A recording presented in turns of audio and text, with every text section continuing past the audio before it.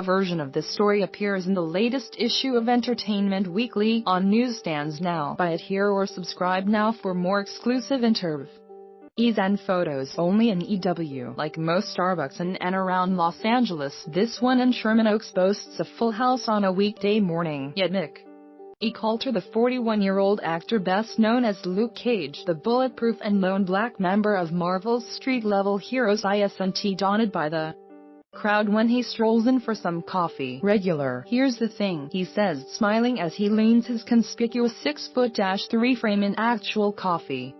People give you space. If only Luke had that luxury. This is an actor town. This is my neighborhood. In the second season of Marvel's Luke Cage, Harlem's hero is struggling with, well, being labeled Harlem's hero after saving the community in Season 1. Locals follow him around even when he's trying to capture criminals. There's literally an app for tracking Luke's whereabouts, and Luke's unaccustomed to the spotlight. Hey, those hoodies can only hide so much. As a symbol for an entire community, Hess more vulnerable to new threats, including a crime boss called Bushmaster Mustafa Acker, whose Sweet Christmas is also bulletproof. And though Luke has Claire Rosario Dawson by his side, Hess training under the pressure to deliver Hess at a point where Hess going to have to figure out who his allies are and do things more with his mind and less with his muscle. Colter saw Luke is grappling with how to still be yourself while trying to use fame as a platform. David Lee Netflix, the actor, could give his fictional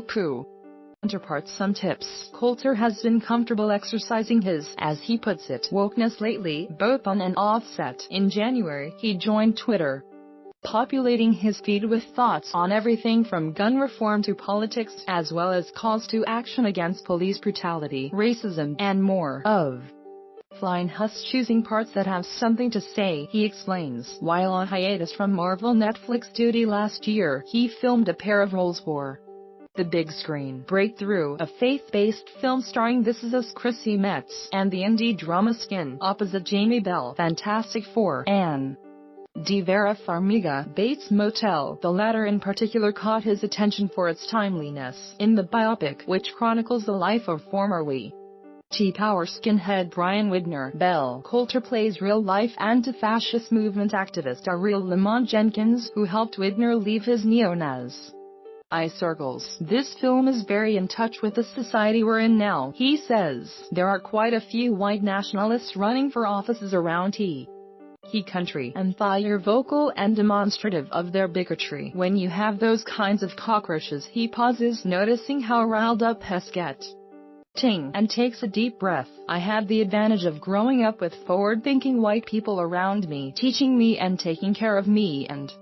helping me to prosper, but that is not always the normal situation. Indeed, the South Carolina native grew up attending diverse schools that encouraged his passion for acting. At 8, he played Romeo and Juliet for a rather ambitious third-grade assignment. I had a grasp of performing, he says matter-of-factly. I did not have a grasp of iambic pentameter. In high school, he persuaded 10 classmates to join him in creating their first drama club. I literally went around and was like, all we have to do is read plays and memorize lines, and we get to stay after school and rehearse and borrow costumes. He giddily recalls, I got so lucky. Patrick Harbour in CBS Hollywood was a different story. I thought people would think I was weird. Regardless of how liberal the town was, there was still a divide. Colter says of starting out in the industry in the early 2000s, there were black roles and black television shows. Every job I went out for was very specific, very stereotypical. Available roles tended to be either athletes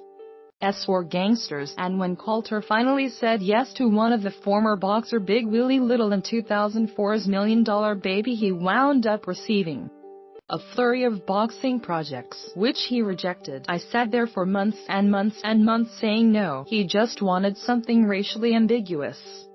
He says, a lot of the time it meant less work, but when I was going to work, I wanted to feel good about it. Good thing The Good Wife came along in 2010. Sure, his character, Lemon Bishop, which he reprised on The Good Fight last month, is a drug dealer, but he isn't just a drug dealer and As someone who, when you saw him, you would think he was one of the movers and shakers in town, Colter explains. I looked at him as a businessman who had an MBA. I thought, I can make this work. It's even better to have people walk in thinking one thing, and you're hopefully able to show them something else. The same went for Luke Cage, a role Colter has now embodied for 3 years. From the start, Colter saw Luke as an opportunity to deliver a message. Since his first appearance on Marvel's Jessica Jones, he had to be a ray of light. He says, I wanted to make him someone Black Payop can look at today and go, I feel good about this character. It's just time for Luke to feel it too. Marvel's Luke Cage returns June 22